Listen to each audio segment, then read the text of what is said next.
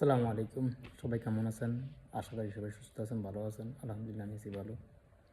ইদানিং Facebook, YouTube বিভিন্নভাবে দেখতে পাচ্ছি যে ওমানের ভিসা উঠছে।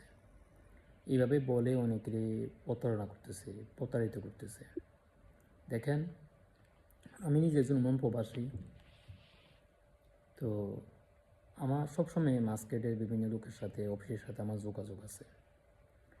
কিন্তু আপনারা ওমান সরকারের তথ্য ছাড়া, বাংলাদেশ সরকারের তথ্য ছাড়া কেউর সাথে কোনো রকমের ভিসার কিনা বেচার বিষয়ে কথা বলবেন না।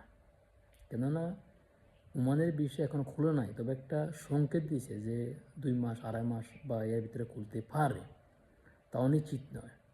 এখন বর্তমান যুদ্ধ যে পরিস্থিতি চলতেছে, বর্তমান পুরো মধ্যপ্রাচ্যের মধ্যে যুদ্ধ চলতেছে। তার মানে 6 মাসের ভিতরে ভিসা চালু হবে কি না সন্দেহ আছে।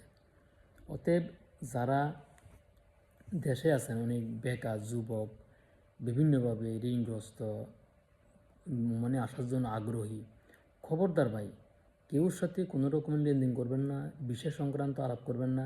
ভিসা একবারে বদ্ধ।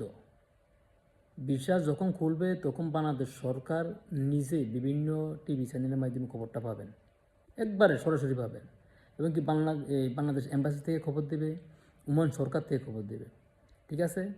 কোনো তথ্য ছাড়া কেউর সাথে বিশাল লেনদেন করবেন না। বিশাল লেনদেন কইরা নিজেও প্রতারিত হবেন না, অন্যকেও বিপদে ফেলাবেন না, নিজেও বিপদে পড়বেন না। আর যারা বাটপার দালাল আছেন তাদেরকে বলতেছি, ভাই এগুলা ছাড়েন, সৎ পথে ইনকাম করার চেষ্টা করেন, হালাল টাকায় কামাই করেন, পরিবার পরিজনকে হালাল টাকা খাওয়ান। হারাম টাকা খাওয়ায় পরিবার পরিজনের রোগ ব্যারাম নিয়ে আসেন না, কোনো বিপদ আপদ নিয়ে আসেন না। মানুষের সাথে প্রতারণা করবেন না। আপনি 1 লাখ 2 লাখ একটা লোক থেকে নেবেন, ঠিক আছে, কিন্তু ভাই ওই লোকটা কিস্তির উপরে বিভিন্নভাবে ঋণ করে টাকাটা আপনাকে দেবে। এতে করে একটা পরিবার ধ্বংস হতে পারে, একটা বাবা ছেলেকে হারাতে পারে। কথা বুঝতে পারেন? অনেকে ঋণগ্রস্ত হয়ে আত্মহত্যা করেন। ঋণের জ্বালা, কিস্তি জ্বালা কী করবে, অবশেষে সে আত্মহত্যা করে বা দেশান্তরিত হয়ে যায়। অতএব যেসব বাপ্পা দালাল ভাইয়েরা আছেন, নিজের প্রতি নিজে একটু বিচারটা করেন, সতর্ক হন, মানবিক হন। মানুষের সাথে